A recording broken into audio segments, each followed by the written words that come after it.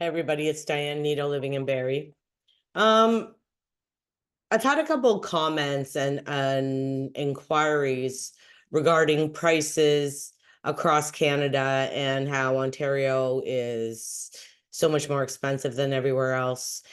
And I decided to look into it because one of my comments, and I hope my commenter is watching right now, said that he would like to buy a house in the Muskokas, but it's more money than buying one in California, and he lives in BC right now. Well, I think it depends upon your location in the Muskokas. So you can go in Northern Ontario and there's definitely cheaper prices.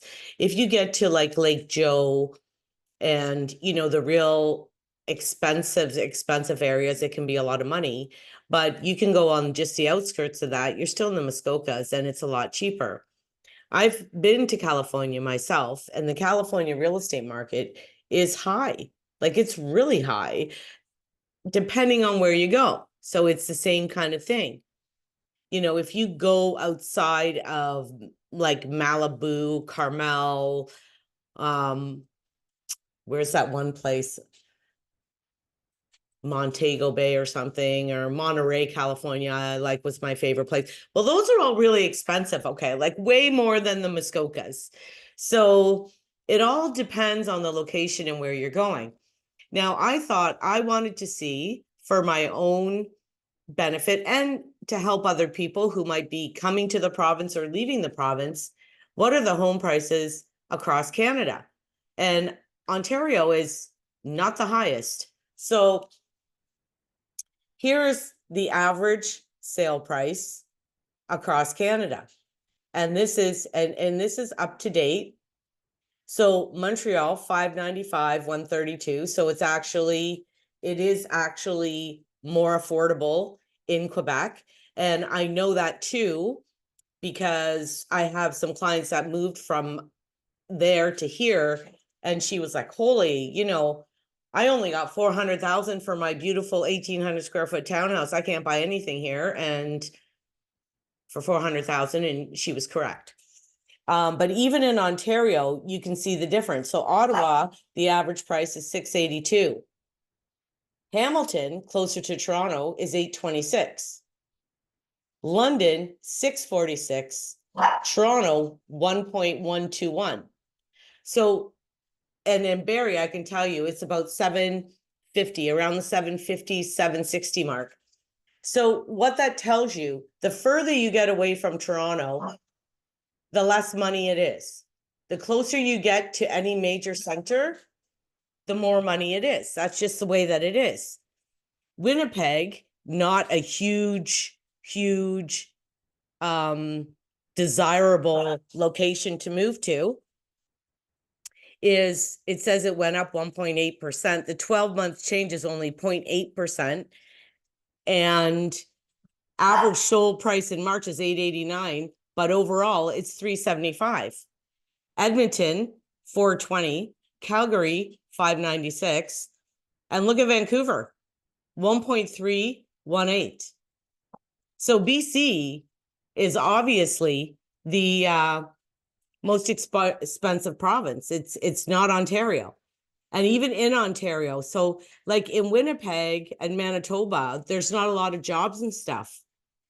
So it's all based on the economy of the areas as well. So Toronto, of course, is one of the biggest hubs of jobs and high-paying jobs. So that's reflective. And Vancouver's the same out west, right?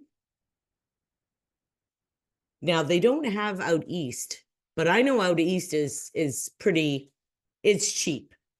So Nova Scotia, the average sold price, 441. Actually, it does if I hover.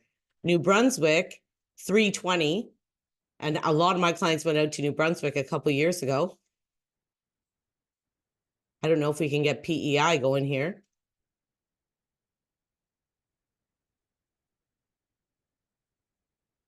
No.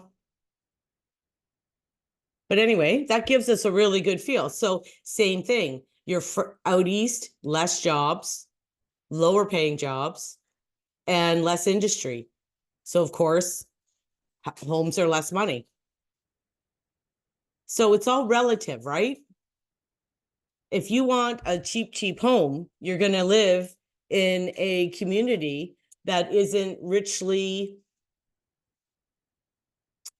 I don't even know how to call it. I don't know. I guess we won't say richly, but it's not got a great economy with a lot of jobs and high paying jobs, right?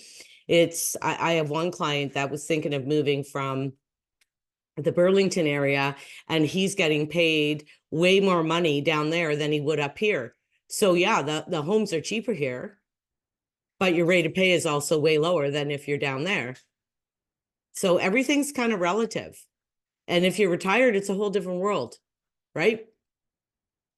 Unless you want to be close to your grandkids, because moving out of province or across the country can really limit your relationships with your children and your grandchildren.